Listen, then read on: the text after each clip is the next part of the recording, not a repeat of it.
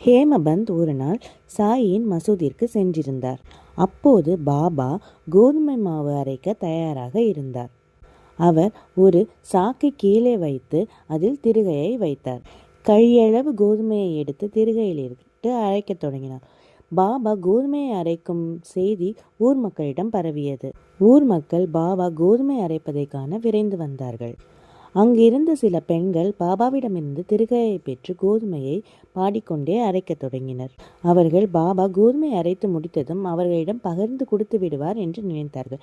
ஏனெனில் அவர் தினமும் பிச்சை எடுத்து உண்பதால் அவருக்கு அவ்வளவு கோதுமை தேவையில்லை என்று நினைத்தார்கள். அரைத்து முடித்ததும் அவர்கள் பகிர்ந்து கொள்ள தயார் நிலைக்கு ஆனார்கள். அப்போது பாபா அவர்களை தடுத்து நிறுத்தி, நான் என்ன உங்களிடம் கடன்பட்டு உள்ளேனா? இக்கோதுமை அனைத்தையும் கொண்டு ஊர் எல்லையில் கொண்டு கொட்டுங்கள் என்றார்.